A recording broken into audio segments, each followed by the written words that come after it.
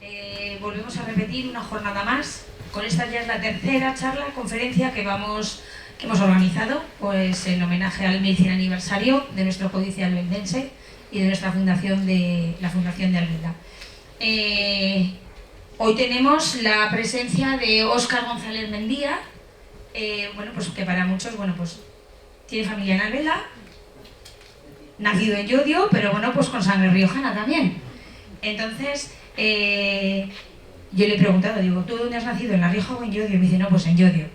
Entonces, el caso es, pues que es doctor en química analítica y de las ciencias puras, pues se trasladó a las letras y está trabajando en la Universidad de Bellas Artes de Bilbao. Entonces, pues cuando nos pusimos en contacto con él, pues le dijimos, venga, Óscar, a ver si estamos en este tinglao. ¿Eres capaz? Dice, claro que soy capaz. Entonces, pues aquí lo tenemos.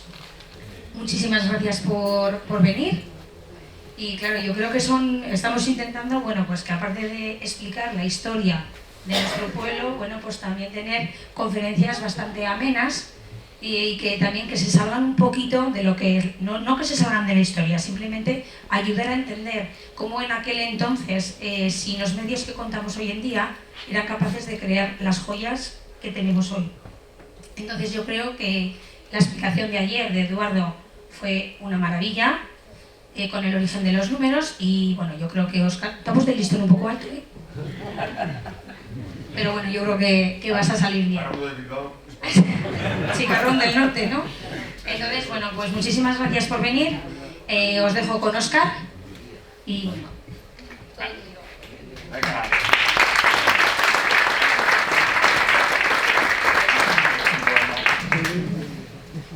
Buenas tardes a todos y a todas, gracias por venir. No estoy muy acostumbrado a los micros de mano, espero desenvolverme bien con ello. Gracias a Buello también, ¿no?, por la invitación. Me hace mucha ilusión estar aquí porque pues es un sitio que conozco desde pequeño. Y cuando me invitaron a dar esta charla, pues como yo soy profesor en la Facultad de Bellas Artes, pensé en hablar de colores y de pigmentos, que es un tema que creo que a la gente le interesa bastante. Claro, no sabía que ayer iba a venir Eduardo, es cierto, me ha puesto el listón muy alto, ¿no?, porque es un poco como el Jimi Hendrix de la divulgación, ¿no? Sería más el Fari igual en este sentido, pero vamos a hacer lo que se pueda, ¿no? Entonces, yo, si soy honesto, no conocía muy bien este códice, entonces he estado viendo los documentos digitalizados y me he encontrado que al final del códice salía esta imagen, que son los 3 escribas que trabajaron en la iluminación de los manuscritos. Y pues como el gran protagonista es el del medio, Vigila, que creo que tenéis una estatua en Albelda, una estatua suya. Entonces podríamos poner el foco en este personaje, o si no, en su socius, que ahí aparece, ¿no?, en latín. Pero, pues yo vengo del mundo de la investigación y entonces vamos a poner el foco pues en el pobre becario, ¿vale? Ahí lo tenéis, el Discípulus, García.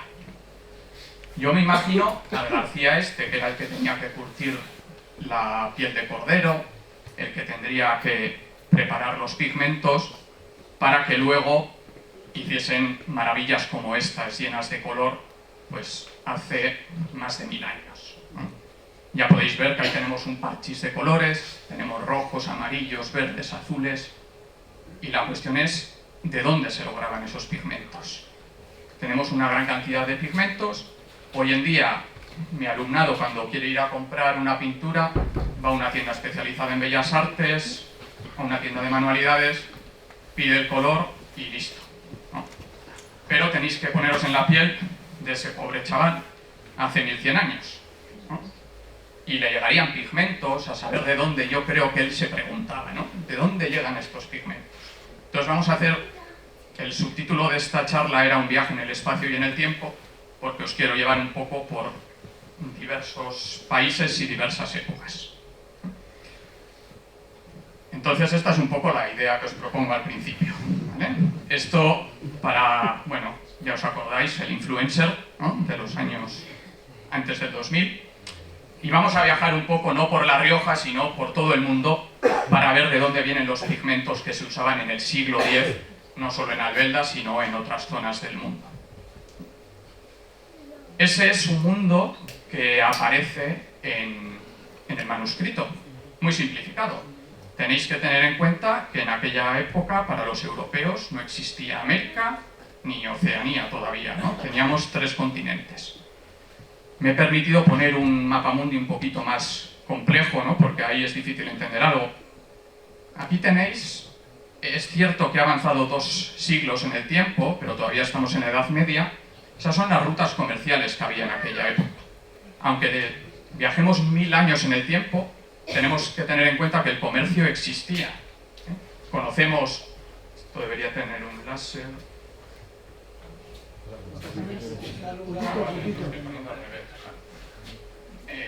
No se va a ver mucho. Bueno, la ruta de la seda que atravesaba Asia, por ahí, y llegaba al Mediterráneo. También teníamos comercio en el norte de África. Tened en cuenta que en la península ibérica estaba mayormente dominada por el imperio, por el califato omeya en aquella época, y entonces había mucho comercio. Y el primer pigmento que os he traído, ya cuando estaba preparando la charla y cuando estaba ensayando, ya he oído a gente que hablaba de él, pues es el azul ultramar, porque es posiblemente el azul más conocido y más paradigmático. El azul ultramar se llama así porque venía de más allá del mar. No se podía lograr en Europa directamente. Es un mineral o parte de un mineral, y lo que se hacía es traerlo por la ruta de la seda, luego el Mediterráneo, hasta que llegaba a diferentes lugares de Europa. Su origen es donde está esa chincheta, lo que actualmente sería Afganistán. Imaginaros lo costoso que era traer un pigmento desde ahí. Y no solo eso, el pigmento no salía en su forma pura. Para que os hagáis una idea, el pigmento se lograba de una piedra semipreciosa como esta. Esto es el lapislázuli. Y el lapislázuli, además del componente del azul ultramar, que se llama lazurita, tiene calcita y mica, que es eso que brilla como si fuese oro, pero no es oro realmente. Entonces, con un costoso trabajo que requiere molienda, requiere una extracción, de ahí se quedaban con lo azul, y eso era el azul ultramar. Para que os hagáis una idea, en finales de la Edad Media y durante el Renacimiento era más costoso que el oro. Y cuando se hacía un contrato de me vas a pintar esta capilla, el azul ultramar se contrataba aparte, porque era muy costoso y solo se lo podían permitir ciertas personas. El azul ultramar, yo soy químico, entonces alguna fórmula química os tenía que caer, sería eso de arriba, ¿vale? Es un silicato, un aluminosilicato. Es un regalo de la Tierra, es un mineral. Y aquí os quería contar una curiosidad, porque hablamos de monjes, de escribas, casi siempre en masculino. Hace poco se publicó un artículo en el que habían estudiado los cálculos dentales en un monasterio de mujeres, el Sarro, para que nos entendamos, que ahora se están haciendo investigaciones sobre ello, y en los dientes de una monja encontraron azul ultramar. Eso quiere decir que las monjas, era en Alemania, también estaban involucradas en la elaboración de los pigmentos e incluso como iluminadoras de los textos. El azul ultramar o el lapislázuli ha tenido un gran uso a lo largo de la historia. Ahí tenéis una figurita egipcia y en la base podéis ver el lapislázuli. Eso tiene miles de años. O ese sello de allá arriba es un sello babilonio, también tiene miles de años. Y esto de aquí abajo no tiene tanto, ¿no? Es una obra de Vermeer, La joven de la perla. Le he cortado la perla porque aquí el protagonismo no es de la perla, sino de ese turbante que está pintado con azul ultramar. Entonces ya veis que a lo largo de la historia es un pigmento que se ha usado mucho y se sigue usando en el arte contemporáneo. Este señor de aquí es Yves Klein y patentó su propio azul. Su azul no tenía un pigmento diferente, era el azul ultramar. él lo que patentó fue cómo se aglutinaba, con qué se mezclaba ese pigmento. Por ejemplo, cuando hablamos de pintura al óleo, es el pigmento con aceites. Si hablamos de temples, es el pigmento, pues por ejemplo, con yema de huevo. En este caso, patentó un aglutinante especial en una colaboración con una farmacéutica, precisamente, y quería que tuviese una textura aterciopelada. Entonces, claro, diréis, este señor era millonario, traía su pigmento desde Afganistán. Bien, lo cierto es que después se han descubierto otras minas, hay minas en Chile, en China, en Rusia, pero pasó algo mucho más importante en el siglo XIX, y es que, gracias a la química, este pigmento, este producto hoy en día se puede lograr en un laboratorio. Ya sé que es menos romántico, pero ya no es necesario ir con un pico a Afganistán para conseguir este producto. Es una historia muy curiosa porque fue un concurso que sacó el gobierno francés cuando estaba gobernado por Napoleón III y dijo, le vamos a dar, creo que eran 30.000 francos a quien descubra cómo hacer este pigmento de forma sintética, porque basta ya de tener que pagar tanto dinero por ello. Y si hacemos esto, pues vamos a sacar mucho dinero. Y dos personas, dos científicos, consiguieron sintetizar el azul ultramar. Guimet, francés, y Gemelin, que era, bueno, de la zona de la actual Alemania, era profesor en la Universidad de Tübingen. ¿A quién creéis que le dieron el premio? Pues el francés, ¿no? Lo hicieron como Alaber, el premio se lo llevó el francés. Entonces ya veis que hoy en día podemos conseguir azul ultramar tanto natural como de forma artificial. Y eso va a pasar con muchos de los pigmentos que os traigo. Lo cierto es que no hay análisis químicos que yo haya encontrado realizados sobre el códice albeldense, entonces toda esta información la estoy logrando de otros manuscritos que sí que se han analizado, como pueden ser los Beatos o manuscritos del siglo X. Al fin y al cabo los pigmentos accesibles eran más o menos los mismos. El azul ultramar es muy costoso, habría que analizar si realmente en el códice albeldense hay azul ultramar y si todo es azul ultramar. Otra opción de pigmento azul es la azurita. La azurita sería un poco como la versión low cost, ¿no? La marca blanca del azul, pero también era caro, no era tan barato. Y la azurita en este caso, ¿de dónde se lograba? Pues mirad, también se le llama azul de Alemania y obviamente, o azul de las montañas, porque se lograba de zonas montañosas.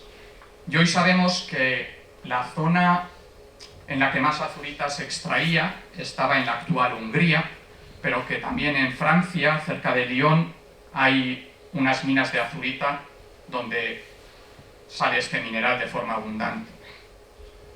La azurita sería esto. Este es el mineral tal y como sale en la naturaleza. Quien quiera pintar con eso tendrá que machacarlo en el tamaño adecuado, porque si lo machacas demasiado se convierte demasiado transparente y si es demasiado grueso no cubre bien, y mezclarlo con algún aglutinante, como os decía. Para pintar manuscritos no se utilizaba aceite. Esa técnica llegó en el siglo XV a Europa. Se utilizaba principalmente una sustancia que se logra de los árboles, como una especie de goma, que se conoce como goma arábiga. Pero también se utilizaba yema de huevo. Eran cosas más o menos que eran accesibles. Yema de huevo, se podían extraer proteínas de la leche, ese tipo de sustancias. Bien, a lo que vamos. La azurita como pigmento sería algo así y tiene cobre. ¿Vale? Quiero que os quedéis con esa idea, que la azurita tiene cobre, porque esto va a ser importante en otros compuestos que van a salir más tarde. Y por ejemplo, lo utilizó un pintor muy conocido en el norte de Europa, que era Patinir, que tiene una obra en el Museo del Prado, y os he traído esta imagen porque es una exposición que hizo el Museo del Prado hace unos cuantos años, que me parece muy bonita, y es que combinaron el cuadro, la obra de Patinir, que es el cruce de la laguna Estigia, con un mineral de azurita. De manera que estaban diciendo qué pigmento se había utilizado en esta obra de arte. Pero la azurita no suele salir sola. Tiene una hermana, que sería este verde. Este verde es malaquita, efectivamente.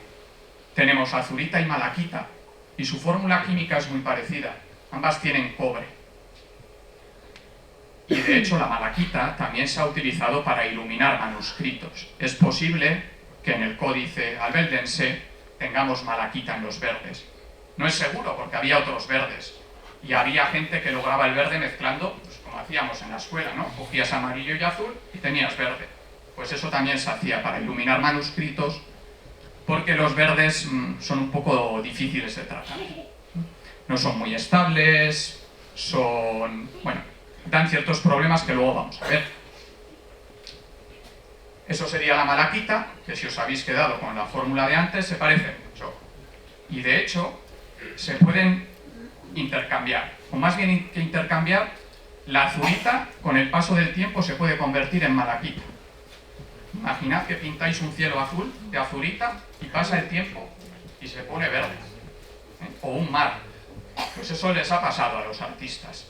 Hay obras que han envejecido con el paso de los años, estaban pintados de azurita, han sufrido una reacción química y se han convertido en esto.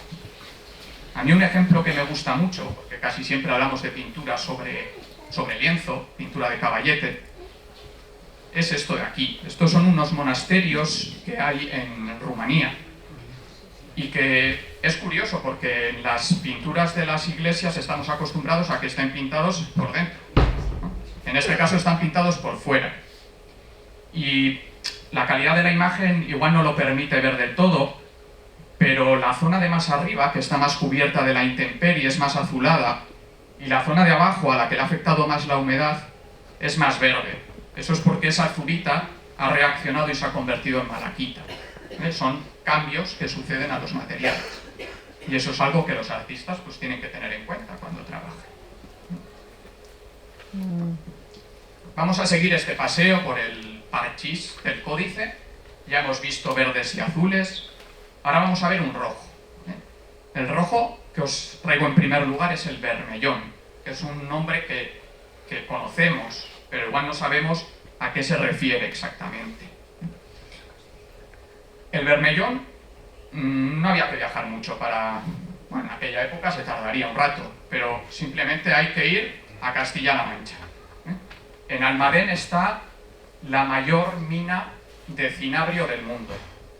El cinabrio es un sulfuro de mercurio, y de ahí es donde se estima, esto es una estimación que no me preguntéis cómo se ha hecho porque me parece muy difícil, pero estiman que 1/3 del mercurio del mundo viene de ahí, porque estaba activa ya en época romana. Los romanos iban ahí a lograr cinabrio, no para pintar cuadros ni frescos, iban ahí para luego obtener mercurio, porque el mercurio era un compuesto muy valorado. Las minas hoy están cerradas, ya sabéis que el mercurio es un compuesto tóxico, un elemento químico muy tóxico, entonces su uso está muy limitado y la minería de mercurio pues también está desapareciendo. Y hoy en día las minas están cerradas, pero se pueden visitar y de hecho son Patrimonio Mundial de la UNESCO. El cinabrio sería esto. Este es el mineral del que se puede obtener un pigmento. El pigmento, su fórmula química es esa. Hg es el símbolo químico del mercurio y S del azufre. Entonces, con ese pigmento molido sería con el que se pintaban los rojos. Posiblemente hay otros rojos, luego os los presento. Como digo, este es un pigmento muy utilizado. Pero no os voy a traer una pintura, os voy a traer una obra de arte que a mí me chifla, que es esta fuente de mercurio. Esto es mercurio elemental, no es el cinabrio, es el mercurio que, bueno, ahora ya los termómetros de mercurio están prohibidos, pero seguro que alguna vez habéis visto, se os ha roto un mercurio de termómetro y habéis visto esas bolitas, y es un metal muy raro, porque no sé si conocéis algún otro metal que sea líquido a temperatura ambiente. No hay otro. Entonces tiene esa particularidad. Pues bien, el artista Alexander Calder se le ocurrió hacer una fuente en el que lo que se moviese no fuese el agua. Eso que tenéis ahí es mercurio. Esa obra está en la Fundación Miró, en Barcelona, y bueno, cuando grabé este vídeo realmente estabas separado por una vidriera, porque hoy en día no puedes estar en contacto con el mercurio, entonces esa obra de arte tiene que estar aislada. Pero en su momento, cuando se hizo, por curiosidad, os diré que se expuso por primera vez con una obra muy conocida, quizá la obra más conocida del siglo XX. Ahí tenéis el Guernica, junto con la Fuente de Calder, en el pabellón de España, en la Exposición Universal de 1937. Bien. Y el mercurio tiene otra curiosidad, y es que es el único vestigio que queda en la tabla periódica de nombres que nos dejaron los alquimistas. Ya sabéis, aquellos químicos primigenios, si lo queremos llamar así, que trataban los metales, trataban de convertir otros metales o el plomo en oro.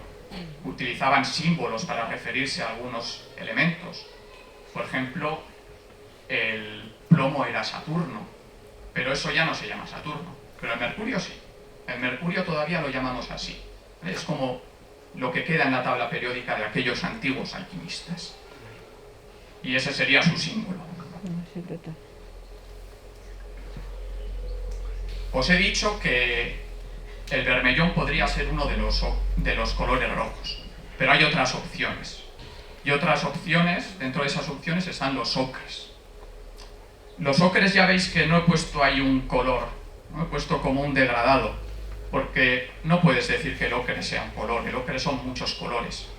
Rojos, naranjas, amarillos, pueden ser incluso violetas, verdes, dependiendo la composición química.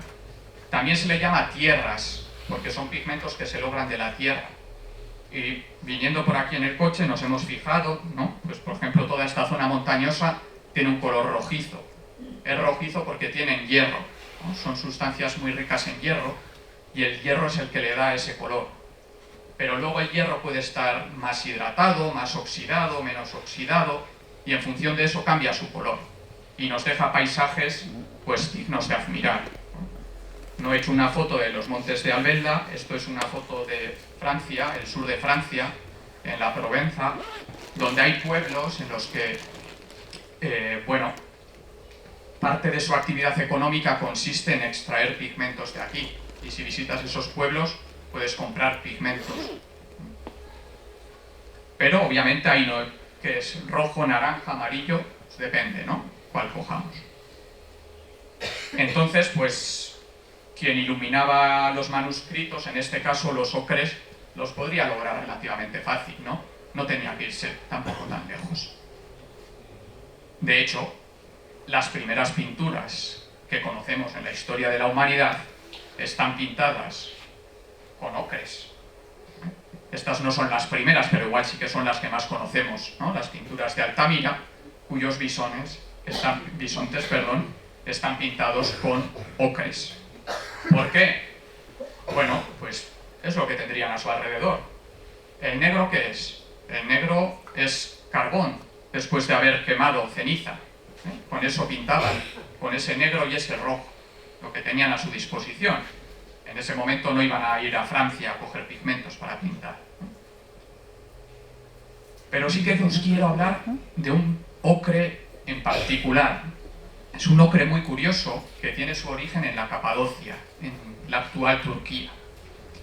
Es un pigmento rojo muy valorado por su pureza, ¿no? Porque si puedes lograr el ocre de la montaña de al lado de casa, ¿por qué vas a ir a Turquía a comprarlo, no? Bueno, pues porque es mejor. Entonces tenemos ese pigmento que llegaba a Europa por comercio marítimo y salía de un puerto de Turquía. Se extraía en Capadocia, en el interior de Turquía, pero subían hasta allá arriba, hasta ese puntito que os he marcado, y ahí lo mandaban para Europa. Y ese punto de ahí es un puerto muy importante que es el de la ciudad de Sinope. Quien haya estudiado filosofía igual se acuerda de Diógenes de Sinope. Pues Sinope es tan importante que al pigmento se le llamó sinopia, porque venía de ahí. Y hay una técnica referida a cómo se pintan las paredes, que se llama sinopia también. Seguro que habéis visto más de una vez frescos en las paredes de alguna iglesia o catedral. Igual habéis estado en la Capilla Sixtina de Miguel Ángel y eso está pintado al fresco. Pintar al fresco es terriblemente difícil, porque lo que tienes que hacer es poner como una especie de mortero que se va secando. En un día se seca y tú tienes que ir pintando mientras esté todavía húmedo. Obviamente es imposible pintar toda una pared en un día. Entonces lo que hacían era, primero dibujaban este dibujo de aquí abajo y luego iban poniendo el mortero y pintando en la parte que iban a trabajar ese día. A eso le llamaban giornata, ¿no? Como la jornada de trabajo.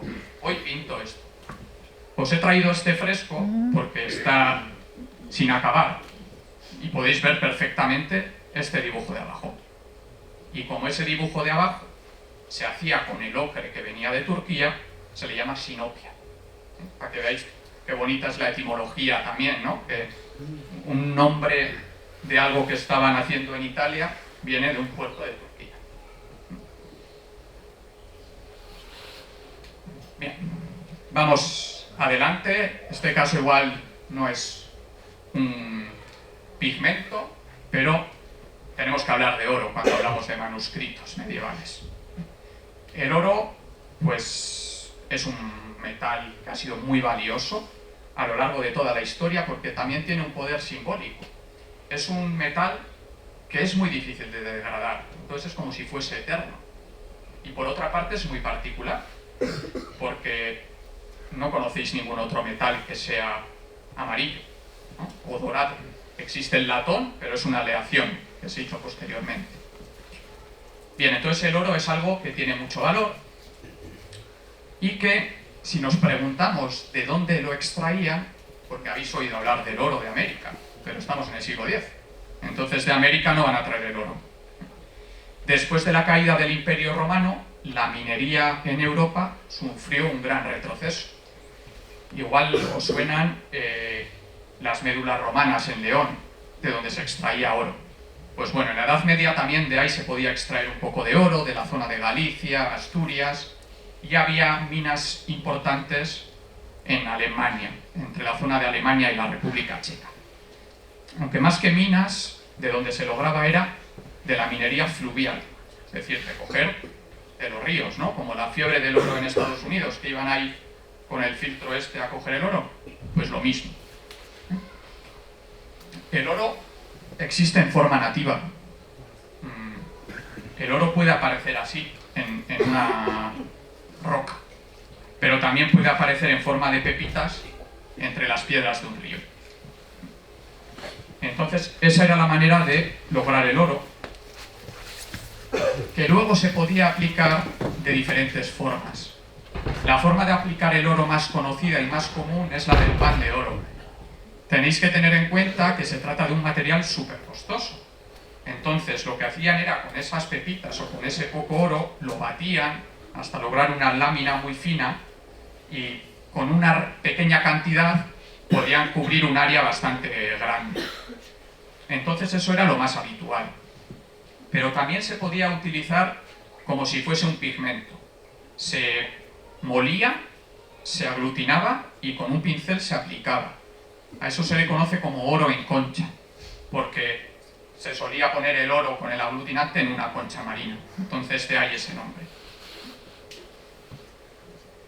El oro pues lo solemos encontrar en las iniciales, en detalles, ¿no? Cosas muy relacionadas con la luz, con Cristo, con Dios. Sin embargo, no os lo he dicho antes, pero el lapislázuli y el ultramar suele ser el símbolo asociado a la Virgen María. Y pasamos del oro a algo que suena parecido, que es el oro pimente. Y esto es un pigmento que se parece al oro, de ahí su nombre. ¿De dónde lo traían? Desde Asia. Imaginad el recorrido, ¿no? Cuando veáis ese códice, de dónde venía cada cosa, no lo conseguían de al lado de casa. Tenían que comercial para lograr esos pigmentos. También llegaba de lo que entonces era Asia Menor, y esa es la forma que tiene el mineral. El mineral, si lo veis ahí, vais a ver un amarillo, pero también vais a ver una especie de naranja o rojo. Eso es otro pigmento que se llama realgar, que también se utilizaba en pintura. Son como la malaquita y la azurita que aparecían juntos, pues estos dos también aparecen juntos. Y si los quieres separar, pues tienes que purificar. Esa sería la fórmula química. Y AS significa arsénico. Así que, si habéis leído algo de Agatha Christie, pues ya sabéis que esto no puede ser muy saludable. Os he traído un ejemplo de una pintura de Tintoretto, porque es una obra de arte que he encontrado en la que se han hecho análisis químicos y sabemos que esta banda está pintada con oro pimente y realgar. Esa banda que tiene que tener un aspecto dorado, precisamente se pinta con oro pimente.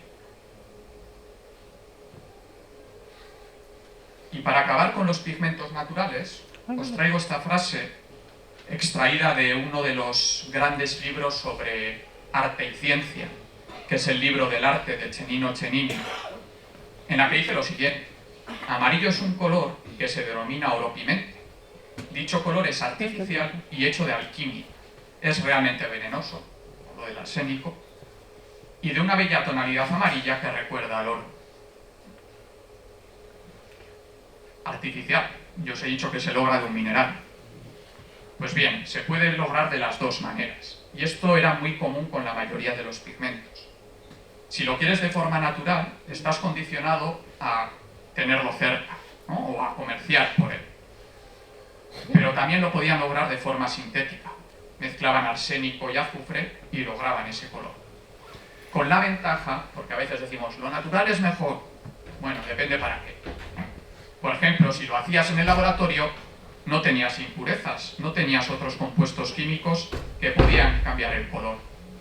Entonces, aprendieron a hacerlo de forma artificial y a partir de entonces el que se utilizaba era el artificial, ¿no? Por algo así. Así que vamos a dejar un poco la mochila de la bordeta y ahora tenemos que ponernos a aprender un poco de reacciones químicas.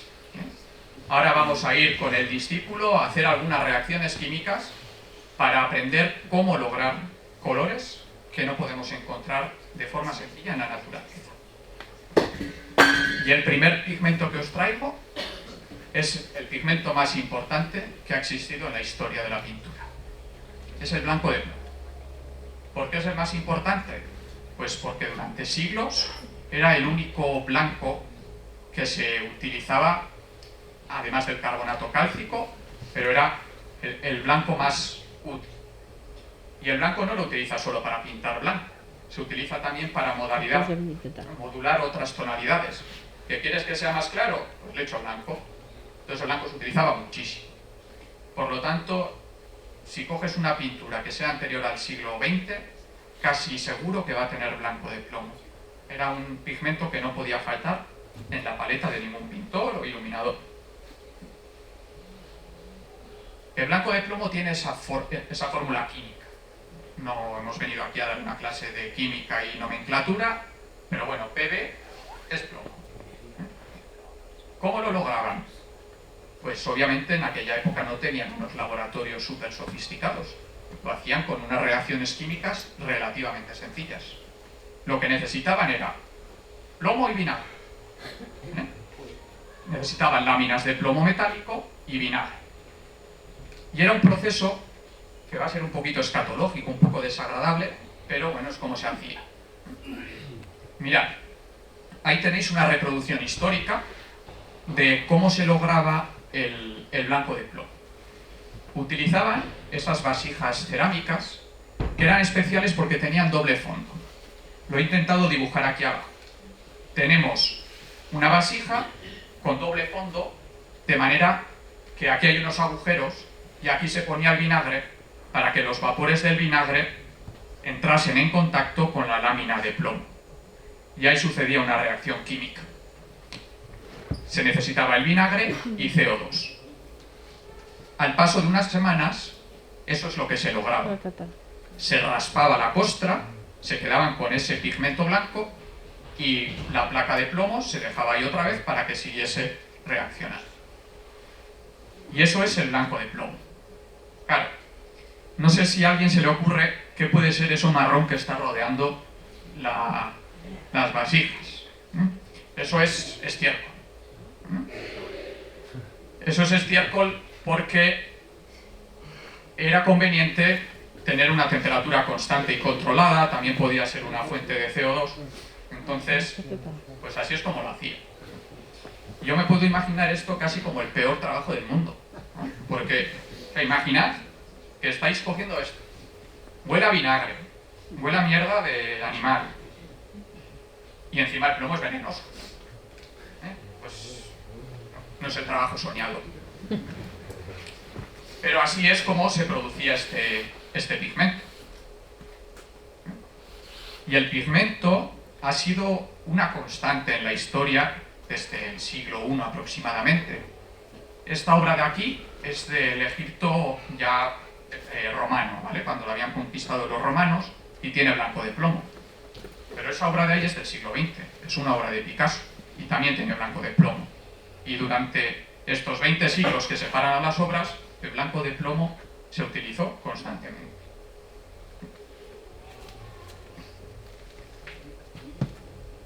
Cambiamos de color, vuelve el rojo. Os he dicho que el rojo podía ser vermellón, pero también puede ser minio. ¿El minio nos suena el nombre? Sí, ¿no? Bien. El minio es eso, realmente. Es un óxido de plomo. También tiene plomo, pero ya veis que el mismo elemento químico, pero se junta con otros átomos y tiene otro color diferente. El minio es un mineral natural, que lo podemos encontrar en la naturaleza, pero no es excesivamente abundante. Posiblemente os suene el minio por esos botes que se utilizaban antiguamente como antioxidantes, ¿no? Antes de pintar una barandilla de blanco, se le solía dar una capa de minio. Bueno, me ha costado encontrar esa imagen, porque en casi todas ponía sin plomo. Sin plomo, sin plomo, sin plomo. ¿Por qué? Pues porque el minio con plomo está prohibido hoy en día. Ya no se puede, igual que no hay gasolina con plomo, no se pueden vender pinturas con plomo, porque son tóxicas. Pero han existido y no hasta, vamos, hasta hace poco. Sin embargo, el minio, aunque exista como mineral, todo ese minio, si habéis usado alguna vez, no se extraía de un mineral. De nuevo, aprendimos a hacerlo de forma artificial. ¿Y para eso qué se utilizaba? Pues se utilizaba de nuevo o una lámina de plomo o el blanco de plomo que habíamos creado antes, se calentaba a una temperatura de unos 450 grados, permitiendo que hubiese oxígeno para oxidar el plomo, y una vez se oxidaba el plomo, se lograba ese óxido de plomo. Y eso sería el minio. Y el minio es un pigmento muy importante. Ya os he hablado de la etimología de sinopia, pero el minio es la raíz de una palabra que está en el vocabulario de todas y todos, que es la palabra miniatura. La palabra miniatura viene de minio, porque precisamente los iluminadores utilizaban este pigmento rojo para hacer esos detalles, esas letras, esos dibujos tan detallados, y de ahí viene la palabra miniatura. Es cierto que no tiene por qué referirse solo a este compuesto químico. Por ejemplo, al vermellón también se le ha llamado minio a lo largo de la historia, pero sí a este concepto de utilizar una pintura roja para pintar.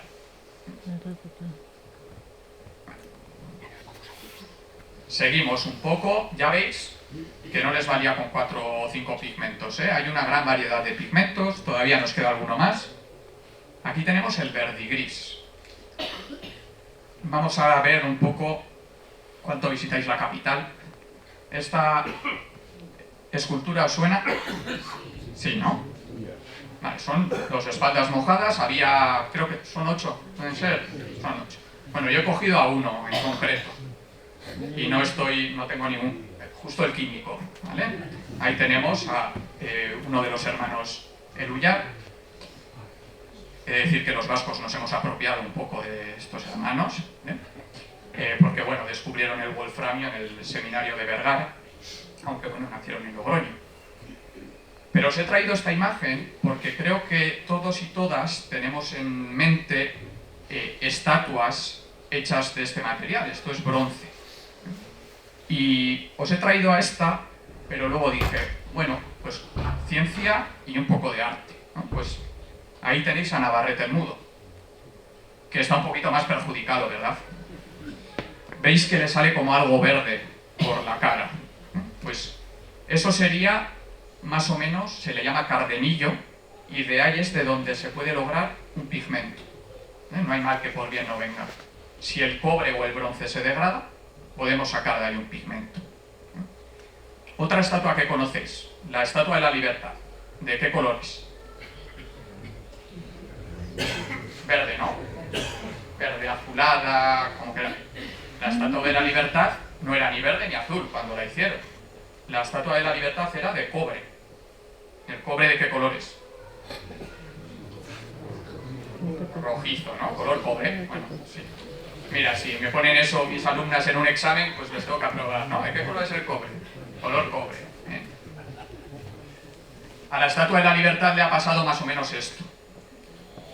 Que al principio estaba hecha de planchas de cobre y el cobre reacciona con la atmósfera, con el azufre, el cloro, y se crean diferentes compuestos químicos que al final crean una pátina, que sería esa pátina verdosa. Y eso le pasa a la mayoría de las estatuas de cobre y de bronce, que se crea esa costra verde, que, bueno, es una pátina que en principio hay que conservar, porque ayuda también a conservar la escultura. Pero aquí estamos hablando de cómo pintaba esta gente. Pues mirad, si cogemos cobre y lo ponemos en contacto con vinagre, esto es un experimento casero, logramos esa costra de ahí, esa pátina que hemos creado de forma artificial y que aparece de unos pocos días, porque estamos forzando esa reacción química. Y se crea un compuesto que tiene cobre. ¿Os acordáis de la azurita, de la malaquita, que también eran verdes y azules? Verde y gris, no es que sea un verde, no es que sea un azul, ¿qué es este color, no?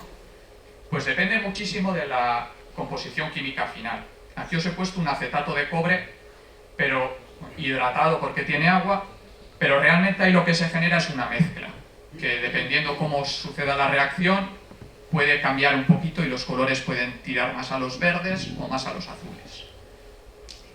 Se ha utilizado mucho para hacer manuscritos en iluminación, que solo necesitas cobre y vinagre. La malaquita, en cambio, pues tienes que ir a una mina. Está durmiendo. Ahí tenéis un ejemplo, en este caso la tonalidad es mucho más verdosa, Vamos. pero tiene un problema, ¿vale? Y es que este compuesto se degrada relativamente fácil. Ya os he dicho que los verdes no son muy amistosos. Ahí abajo veis cómo está oscureciendo. Y no solo eso, tenéis que pensar que cuando tenemos un manuscrito, tenemos varias páginas y una página va a estar en contacto con la otra. Entonces, si tenemos un pigmento que es agresivo, puede perjudicar a otra página. Por ejemplo, aquí tenéis una iluminación y vemos como las partes pintadas con verde, posiblemente verde y gris, han quedado impresas o han quedado marcadas en otra página. Entonces, por razones como estas, aunque se utilizaba, había que tener cuidado y mucha gente recurría, en vez de a un verde puro, a mezclar un azul con un amarillo, que eran menos agresivos.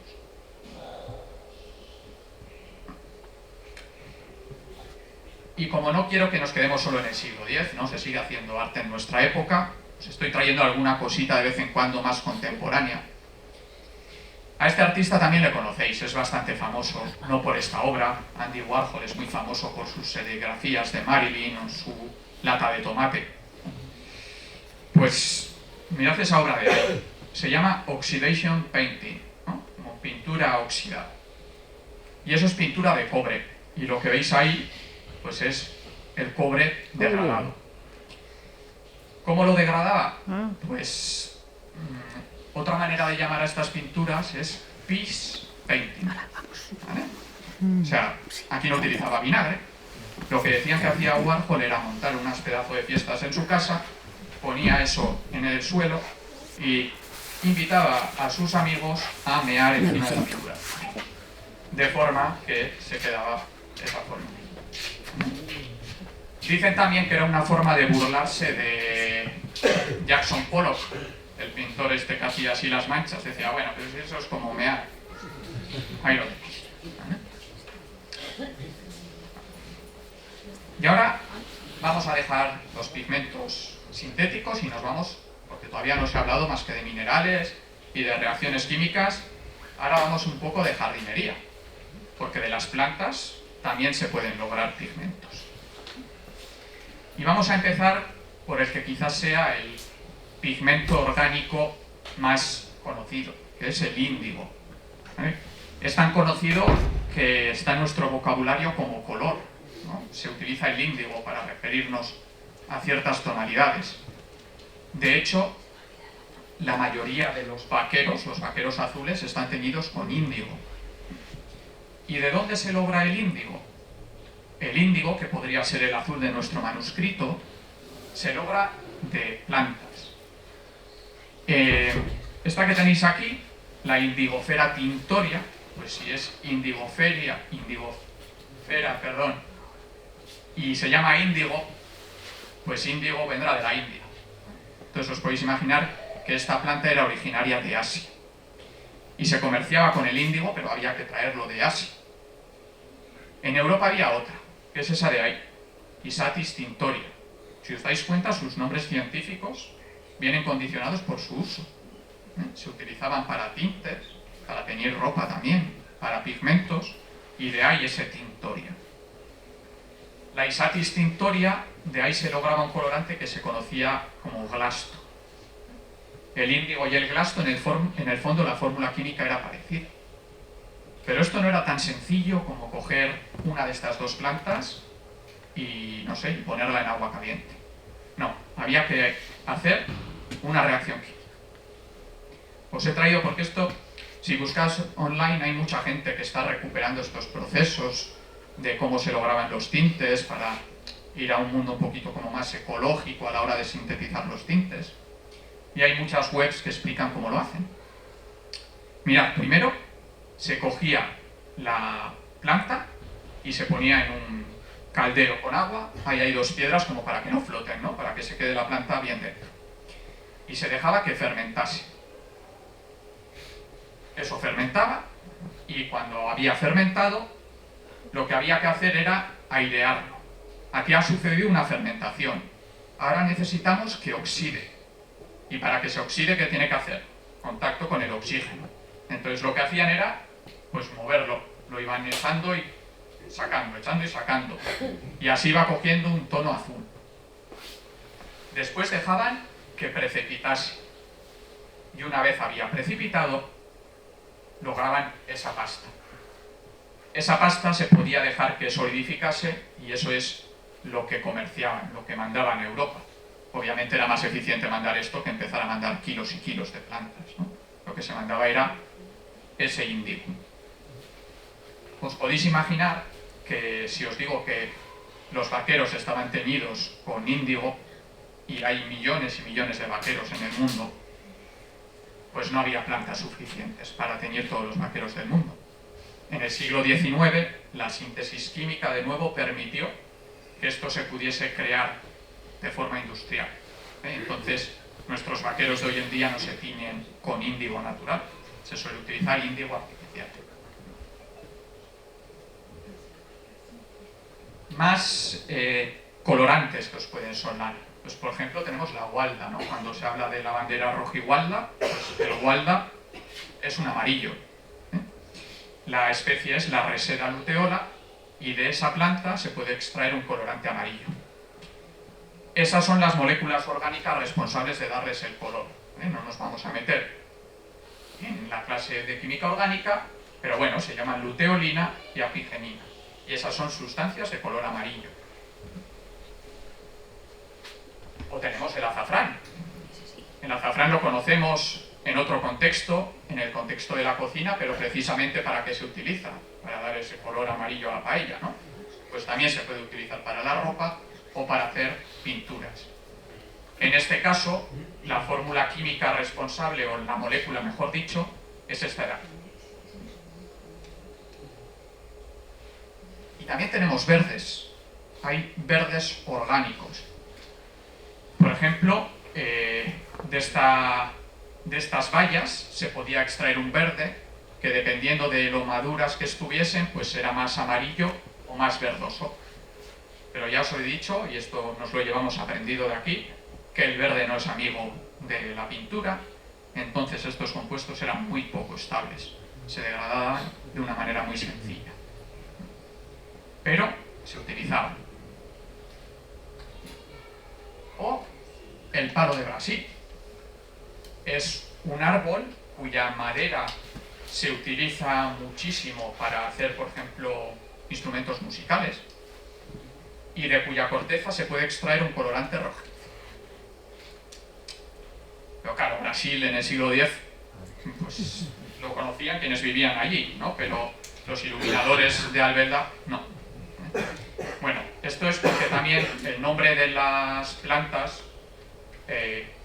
palo de Brasil, es una especie que es de Brasil, tal y como indica su nombre, pero en el sudeste asiático también existía una especie similar. Entonces hoy en día llamamos palo de Brasil un poco como a toda esta familia, pero realmente no se lograba de un solo árbol. Era una familia de árboles que abundaba en Brasil, que abundaba en el sudeste asiático. Obviamente, si este pigmento o este colorante está presente en el códice albeldense, no puede venir de Brasil, sino del sudeste asiático. O esta laca, que es muy conocida y se ha utilizado mucho históricamente, que es la laca de Granza. Y una vez más, solo tenéis que mirar el nombre científico: Rubia tintorum. Ahí está continuamente ese tintorum, que nos da una pista de para qué se ha usado históricamente. Claro, se llama rubia y pinta rojo. Es un poco raro, ¿no? Lo que pasa es que las flores son amarillas, pero las raíces, que es de donde se logra el colorante, son rojas. En este caso, el colorante de la rubia está en las raíces.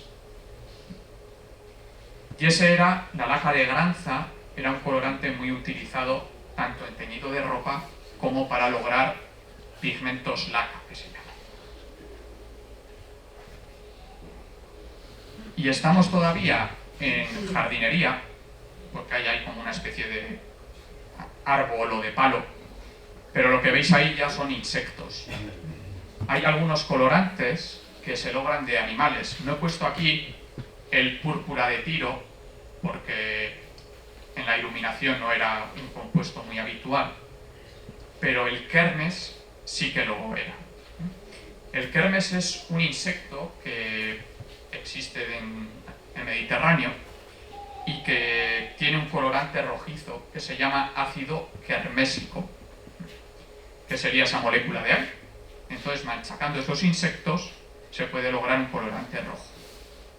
Da así como un poco de asco, ¿no? Pero es algo que se usaba y se usa. Se sigue usando hoy en día. Único que el kermes entró en declive en el siglo XVI, porque cuando sucedió la colonización de América, pues vieron que ahí ya estaban usando otros insectos que ofrecían un color rojo en mayor cantidad, y eran las cochinillas. Las cochinillas son unos insectos que crecen en unos cactus, son como, bueno, infestan los cactus, por ejemplo, en Chile, en Perú, hay cactus y están llenos de estos insectos y que dan un colorante rojizo. En este caso, el producto químico o el compuesto químico es de la misma familia, que es un compuesto químico muy similar. Se llama ácido carmínico, ¿no? Y esto de carmín pues ya nos empieza a sonar. Igual kermes no, pero el carmín enseguida lo vamos a asociar a algún color. Y efectivamente, estos colores se utilizan, y aquí no quiero cambiar vuestros hábitos alimenticios, ¿vale? Pero se puede utilizar, por ejemplo, como colorante en yogures, en chupachus. Comía yogures de fresa y se asusta. O, por ejemplo, en pintalabios. Se llama E120, ¿vale? Si miráis el colorante, el E120 sería el colorante de origen la cochinilla. No tiene por qué ser, ¿eh? También se pueden lograr colorantes rojos, por ejemplo, de la remolacha. Pero es posible que haya productos que consumáis que tengan este colorante, que es perfectamente sano, no tiene ningún problema. Y de hecho, por ejemplo, en Canarias existen granjas de esto, ¿eh? Granjas para recoger insectos para crear este colorante. También, tendrías que ser E120, que es de origen natural. Porque todo el mundo, cuando ve composición, no sé cuántos, se piensa que es algo de síntesis Sí. y artificial y tóxico. Claro, eso pasa mucho, ¿no? En la industria alimentaria hay gente que dice, va, si tiene E, pues es malo, pero por ejemplo, pues el E330 es zumo de limón, ¿vale? Pero hay que ponerle unos nombres, ¿no? Eso es legislación y se tiene que utilizar. Si tú quitas el 120 de la etiqueta y pones ácido carmínico, igual a la gente le da menos reparo, pero es lo mismo. Eso es una manera diferente. Vale. Y vamos a ir acabando con los compuestos que tenemos en el códice albeldense, porque os he estado hablando de las iluminaciones y de los colores, pero no os he hablado de la tinta, ¿no? Porque ahí se está escribiendo con algo. La letra, en general, lo más popular en esta época era la tinta ferrogálica. También se podía utilizar la tinta en base de carbono, que es, por ejemplo, la tinta china o la tinta india. Eso realmente es como hollín, que se mezcla con goma arábiga, con agua, y con eso se pinta. Esos son lo que conocemos como tintas al carbón. Pero también eran muy populares las tintas ferrogálicas, que se han estado usando hasta el siglo XX, y que se lograban de una manera muy curiosa. Y esto una vez, una investigadora en Twitter, ¿no? Lo que ahora es X, dijo, bueno, vamos a hacer un curso de cómo se hace tinta ferrogálica. Yo me apunté y nos mandó un kit.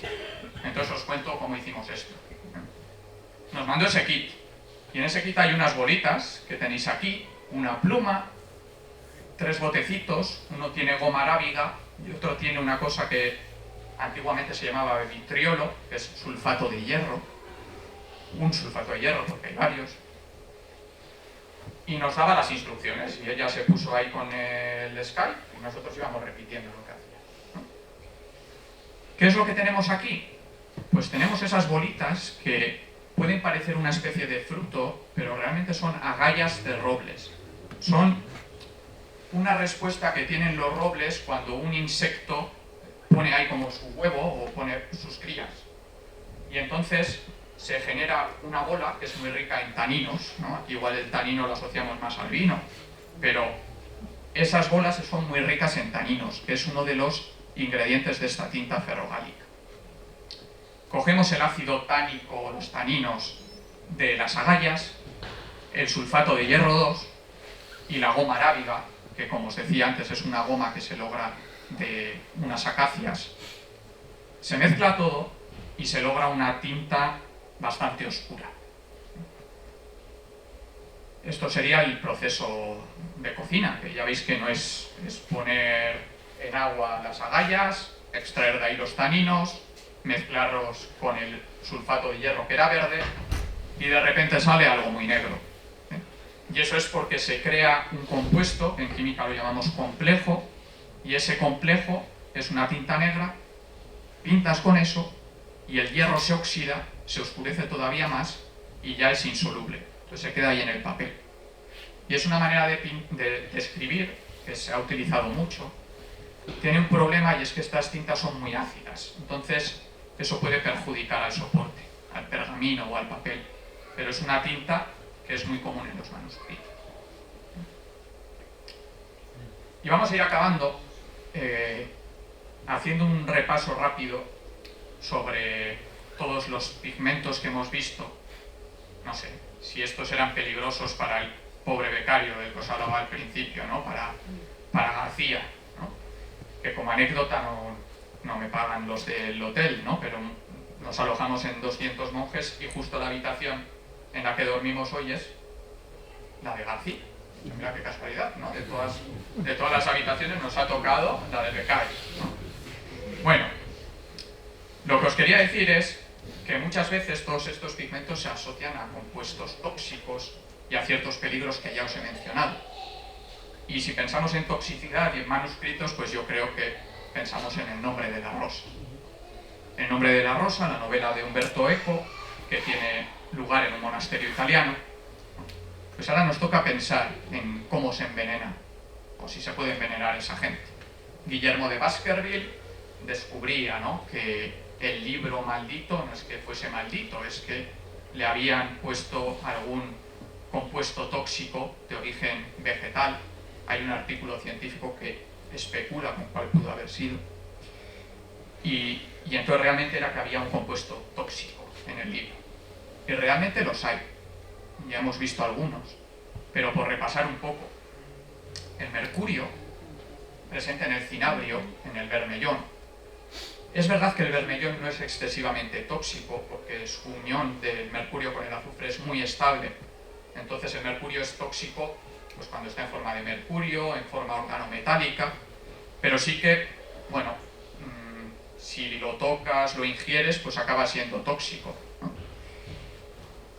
Pero el mercurio se utilizaba en muchas cosas, y esto es como curiosidad, porque diréis, ¿por qué nos está hablando de pintura y de pigmentos rojos si está aquí Alicia en el País de las Maravillas? Bueno, pues porque el sombrerero loco está loco o se le asocia su enfermedad, porque los sombrereros utilizaban mercurio para tratar el fieltro. Y entonces, como estaban expuestos a esos vapores de mercurio, enfermaban y tenían diferentes tipos de enfermedades, y muchos pues no acababan muy bien. No solo los sombrereros, por ejemplo, los doradores también utilizaban el mercurio, los que hacían espejos, ¿vale? El azogue, creaba pues muchas enfermedades. Perdón, me he ido para atrás. ¿Y qué decir del plomo? Os he dicho que el plomo, el blanco de plomo, estaba presente en todas las pinturas. Esta que tenéis aquí, hoy en día en el Museo del Prado, una de las obras más conocidas de las pinturas negras de Goya, se llama Saturno devorando a su hijo. Os he puesto esta pintura por dos razones. Una ya os la he dicho, que el plomo es el elemento químico que los alquimistas asociaban a Saturno. No lo hacían de manera arbitraria, El mercurio era mercurio, ¿por qué? Porque era un líquido y el mensajero de los dioses en Roma era rápido, era mercurio.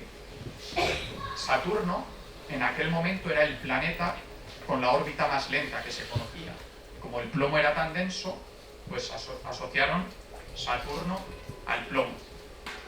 Y para completar toda esa conexión, aquí tenemos Saturno devorando a sus hijos.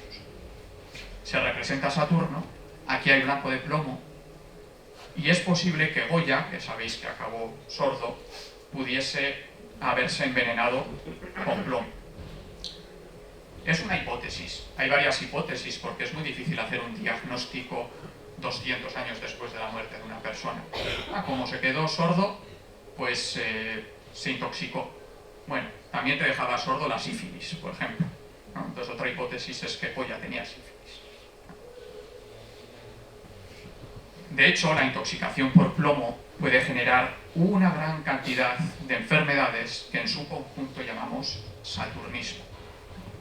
Y tenemos, bueno, desde enfermedades del sistema nervioso, en los huesos, así que ahora entenderéis por qué ya no vais a encontrar miño con plomo cuando vayáis a proteger de la oxidación un metal, ni por qué no tenemos plomo en las gasolinas, ni por qué pues, no tenemos plomo ya en tantos sitios. Bueno, este es el símbolo, antes os he enseñado el del mercurio, este es el de Saturno. Y el último elemento tóxico que he dejado aquí, hay más, por ejemplo el cromo también es tóxico y está en pinturas, pero en el siglo X no se utiliza. Es el arsénico. Hemos visto el oropimente, y os he dicho que tenía arsénico, y Cenini decía que era muy tóxico. Y ahí estaba, lo seguían usando, les daba igual. Era tóxico, pero lo usaban. Pero es que es todavía peor, porque en el siglo XIX y en el siglo XVIII, como os he contado que lograr verdes estables era muy difícil, pues ahí seguían, ¿no? Tenemos que conseguir un verde que se pueda utilizar sin que se degrade. A uno de los grandes químicos de la historia, Schiele, un señor sueco, se le ocurrió crear este compuesto químico, que era un verde muy estable. Unos años después crearon ese verde de allá arriba, que también tiene arsénico, se conoce como verde esmeralda, quizá ese nombre no suene. Problemita que tiene arsénico, ¿no? Además de pigmento se utilizaba como matarratas. Entonces, no sé si vosotras usaríais para pintar un pigmento que sirve para matar roedores, ¿no? Muy saludable no puede ser. Y de hecho, creó muchísimos problemas de salud. Ya en el siglo XIX había, pues en estas revistas científicas de medicina, había quien escribía diciendo: se han intoxicado no sé cuántos niños, la culpa es de la pintura verde. Pero los que fabricaban pintura verde para, por ejemplo, empapelar las paredes de la Inglaterra victoriana decían: no, esto no es nuestra culpa. Hemos hecho pruebas y nuestro pigmento no se evapora. Entonces, si vuestros hijos no chupan las paredes, no les va a pasar nada, ¿no? Entonces ahí hubo una guerra entre el lobby de las pinturas verdes y la gente que decía: oye, pero es que aquí la gente se está intoxicando. Hay un artículo muy curioso de un señor, médico creo, que decía: estoy trabajando todo el día y acabo fatal, con un dolor de cabeza, me voy a la habitación y se me pasa, ¿no? Yo pensaría que lo malo es trabajar, ¿no? Pero bueno, la cuestión es que su despacho estaba forrado con pintura verde y su habitación no. Entonces se estaba intoxicando durante el día. ¿Qué pasó al final? Pues que descubrieron, porque tenían un poco de razón los de las pinturas, es cierto que su compuesto no era volátil, pero descubrieron que había un hongo que crecía en las paredes. Igual que para los seres humanos eso era tóxico, para el hongo también lo era. Entonces lo que hacía era digerir, metabolizar ese arsénico y lo convertía en un compuesto volátil. Y eso es lo que estaba respirando la gente. Y por eso la gente estaba intoxicando y por eso hubo niños que se murieron. Y en ese momento pues ya la pintura verde, por mucho éxito que tuviese, pues se prohibió. Así que tenemos que tener cuidado con las pinturas, no todas son tóxicas, pero hay que manejarlo con cuidado.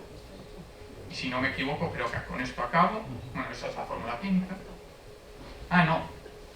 Que esta mañana, estaba acabando las diapositivas esta mañana, he visto que esto había sucedido en la realidad. El nombre de la rosa, ese libro tóxico, pues, por ejemplo, en una biblioteca de Francia, encontraron este libro, que estaba pintado con el verde que tiene arsénico. Ya veis que quien lo coge lleva guantes. Y en otra universidad encontraron ese pedazo de libro que también tenía la cubierta pintada con verde de arsénico. Y por lo tanto lo tuvieron que retirar y lo tuvieron que almacenar en un lugar seguro. Así que realmente puede haber libros como los del nombre de la rosa que sean tóxicos. Y ahora sí, hemos acabado.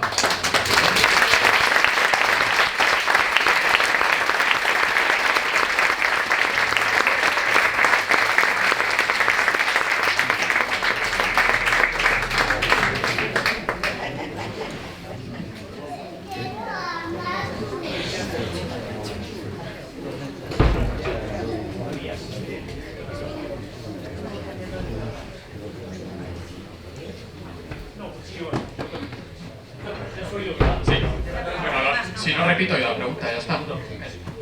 Pregunta por aquí que qué pasa con las tuberías de plomo, ¿no? También se están cambiando todavía. La ventaja, digamos, que el agua está corriendo, entonces no le da tiempo realmente a convertirse en tóxico, pero sí que es algo que, si no me equivoco, según la legislatura está cambiando.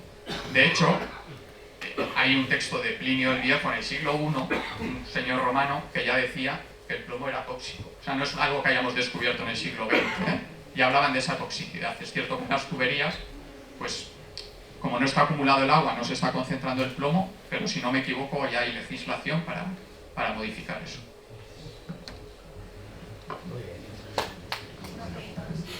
Una curiosidad. Hablando del azul ultramar, has puesto el síntesis, ya sabes, el químico que lo hace con la mano manchada de azul. Me imagino que habrás visto tú en el Guggenheim un lienzo que es solo de azul. Sí, Sí, era esa la curiosidad. Sí, hay una obra en el Guggenheim de Bilbao que es del artista que he sacado con la mano. Es solo un lienzo todo azul, pigmento con el nombre. Vamos, me parece no sé qué. Sí, si no me equivoco, es una mujer envuelta en papel de plástico que rueda por el lienzo. Azul, ¿eh? No, pero cómo se pintó, o sea, que no lo pintó, vale. o sea, Esa parte era la idea del cómo la se desconozco, genera. esa parte. Sí. Claro que no me hace falta micrófono. Quería preguntarte sobre la sangre de toro, que si se utilizaba como tinte, porque dice que el rojo ese es muy duradero y teñía bastante. ¿Qué me cuentas? No tengo ni idea, la verdad. O sea, hay otra, yo conozco una que es sangre de dragón, pero es un árbol, que es un poco como el palo de Brasil, del que se podría extraer un tinte orgánico. Pero de la sangre de toro, sí.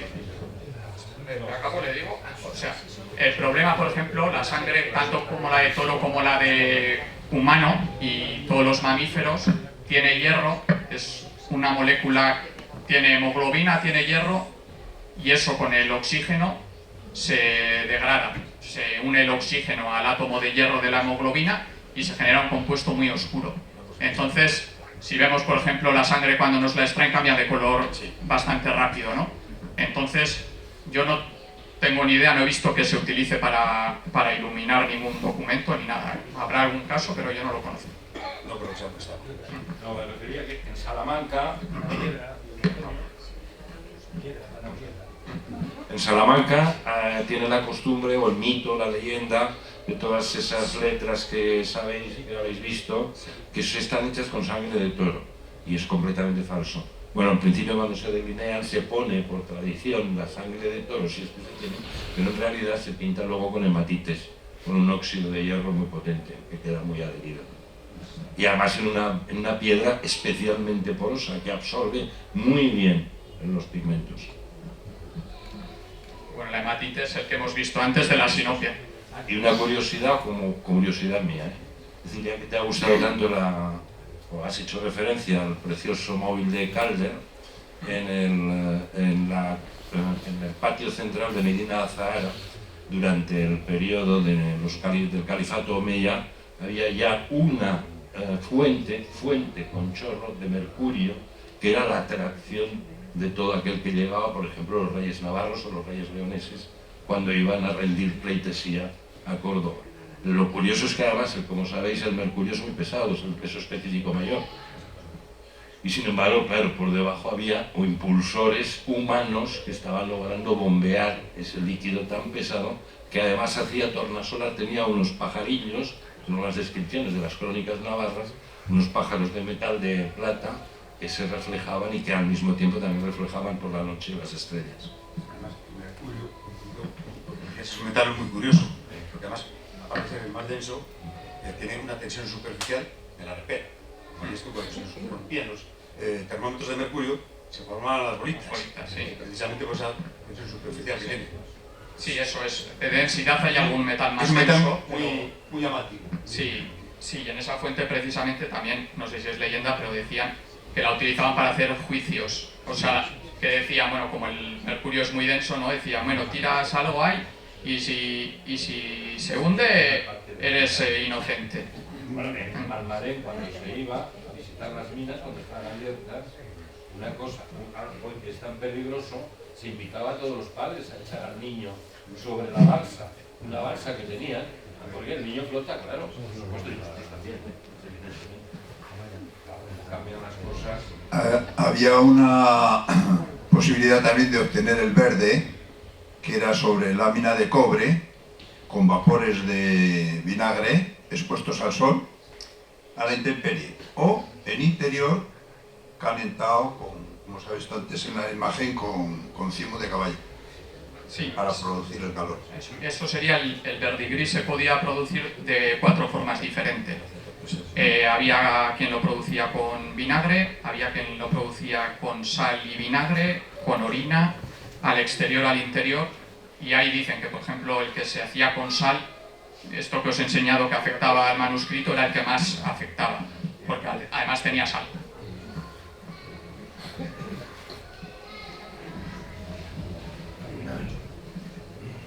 Igual, muchas gracias. Además, me encanta esta mezcla que hay entre ciencia y arte. En la antigüedad, supongo que no sabían que al utilizar ese pigmento quizás pudiera cambiar y les pudiera dar otro color. Pero hoy en día, los artistas de hoy, ¿cuánto saben de ciencia? ¿Y cuánto saben que su obra va a cambiar? Así como Tapies, Chillida, está claro que son obras que están en evolución, y yo creo que así fue como ellos lo pensaron, ¿no? Obras que van a ir evolucionando y cambiando. Hoy en día, tú que estás en contacto con artistas, con los nuevos artistas, ¿todo esto lo tienen en cuenta y cómo lo utilizan? Vale, ¿esto se está grabando? Sí. Vale. Dejad de grabar, por favor. Voy a moderar mi respuesta. Bueno, a ver, yo doy clase yo soy profesor en el grado de Conservación-Restauración, ¿no? Dentro de la Facultad de Bellas Artes tenemos el grado en Conservación-Restauración y también está el Bellas Artes, pues el de toda la vida, el que se dedican a creación artística.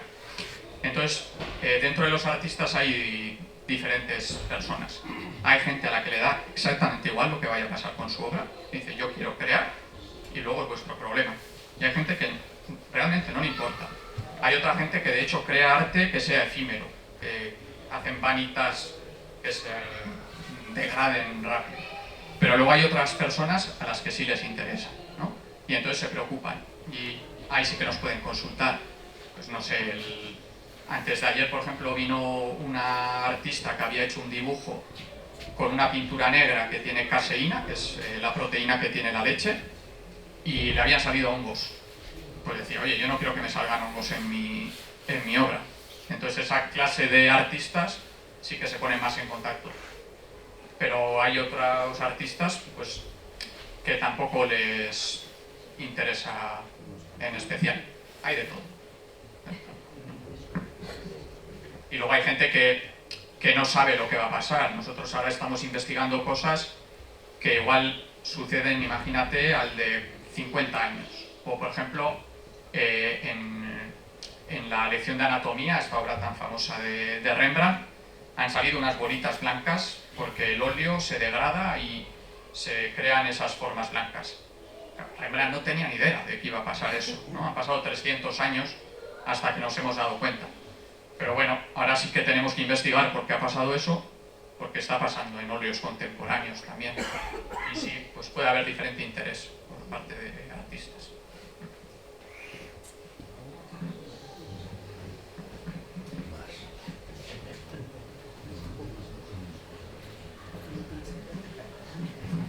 Yo creo, Óscar, que ya está.